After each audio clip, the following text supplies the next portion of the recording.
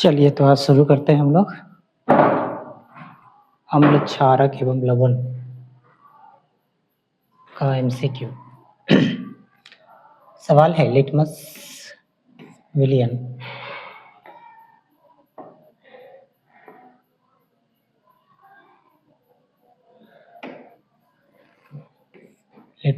जो बैंगनी के रंग का रंजक होता है किस पौधे से निकाला जाता है? क्या वो कवक है, लाइकेन है, जिम्नोस्पर्म है या इनमें से कोई नहीं? जानिए जानते हैं सबके बारे में। कवक के बारे में हम लोग क्या जानते हैं कि कवक जो है एक प्रकार का परजीवी है। कवक जो है एक प्रकार का परजीवी है और ये लाइकेन का एक पौधा होता है।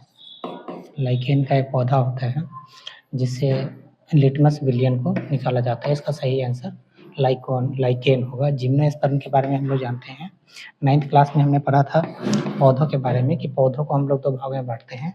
अगर बात करते हैं पौधों की तो पौधों को दो भागों में बांटते हैं।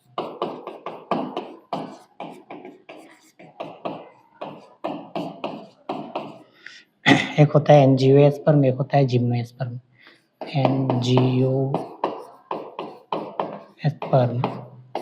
और दूसरा होता है जिम्नोस्पर्म।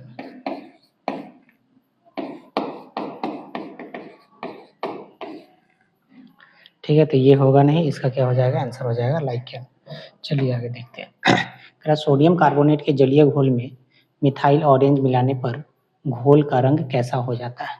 क्या दिया हुआ है? Sodium carbonate. क्या दिया हुआ है? Sodium carbonate. सोडियम कार्बोनेट का फार्मूला क्या होता है? सोडियम कार्बोनेट का फार्मूला होता है Na2CO3। सोडियम कार्बोनेट के जलीय घोल में मिथाइल ऑरेंज। अब देखिए ये सोडियम कार्बोनेट हमको पता करना पड़ेगा कि सोडियम कार्बोनेट क्या है, अम्लीय है या क्षारीय है। तो हम लोग जानते हैं कि ये सोडियम कार्बोनेट क्या है, ये है क्षारीय। ये क्या है? क्षारीय। अब हमें ये पता करना पड़ेगा कि मिथाइल ऑरेंज को जब क्षारीय विलयन में डालते हैं तो उसका रंग कैसा हो जाता है और जब अम्लीय विलयन में डालते हैं तो कैसा हो जाता है। तो याद रखिएगा क्षारीय विलयन में जब भी हम इसको डालते हैं तो इसका रंग जो है वो पीला हो जाता है। क्या हो जाता है जी? पीला हो जाता है। और जब मिथाइल ऑरेंज को अम्लीय विलयन में डाला जाता है, अम्लीय विलयन में डाला जाता है तो इसका रंग जो है लाल भूरा हो जाता है। लाल भूरा हो जाता है। तो इस बात को याद रखेंगे तो इसका आंसर क्या हो जाएगा? ए हो जाएगा, पीला हो जाएगा। चलिए अगले सवाल की ओर जाते हैं। सवाल है कि दीवारों की सफेदी करने के लिए किस विलयन का प्रयोग किया जाता है? दीवारों की सफेदी करने के लिए किस विलयन का प्रयोग किया जाता है?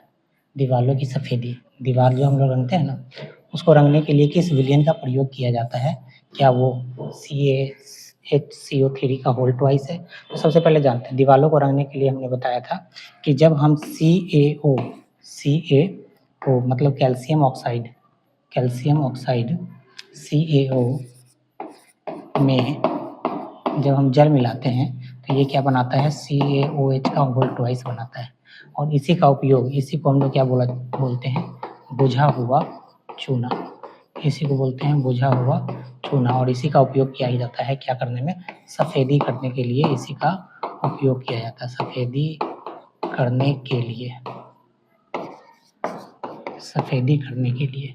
तो देखिए ये कौन सा फार्मूला है? CaOH का होल ट्वाइस। CaOH का होल ट्वाइस। तो इसका सही आंसर क्या हो जाएगा? CaOH का होल ट्वाइस। आगे देखते हैं और ऑप्शन। ये क्या है? NaOH, sodium hydroxide. NaOH इसका क्या नाम है? Sodium hydroxide.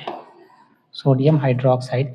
इसका एक दूसरा नाम भी है। इसका क्या नाम है? हम लोग इसको व्यापारिक भाषा में क्या बोलते हैं? कास्टिक सोडा कहते हैं। इसको क्या बोला जाता है? कास्टिक सोडा बोलते हैं। तो ये तो होगा नहीं। ये क्या है? NaHCO3, sodium bicarbonate. ये किसका है? ये है सोडियम बाइकार्बोनेट है। ये है सोडियम बाइकार्बोनेट। Sodium bicarbonate.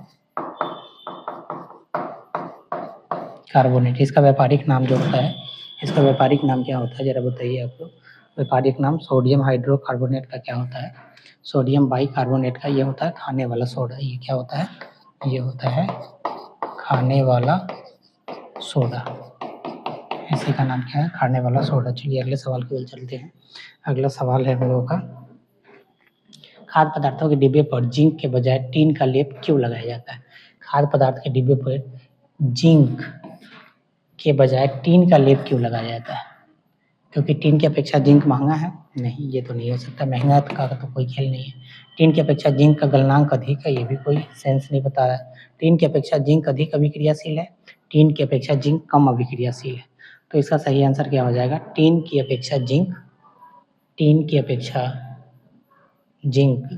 कम अभिक्रियाशील है। टीन की अपेक्षा जिंक कम अभिक्रियाशील है, ये इसका आंसर हो जाएगा। अम्ल नीले निटल्स पत्र को किस रंग में बदल देता है? देखिए अम्ल है, ये किस में बदल देगा? अम्ल किस में बदल देगा? तो अम्ल जो है किस में बदल देगा? लाल में बदल देगा। अम्ल किस में? लाल में। देखिए इसको समझते हैं। हमारे पास है अम्ल, है ना, और दूसरा है क्षार। ये जो अम्ल बदलता है वो लाल में बदलता है और क्षार बदलता है नीला में बदलता है। क्षार किस में बदलता है? नीला में बदलता है।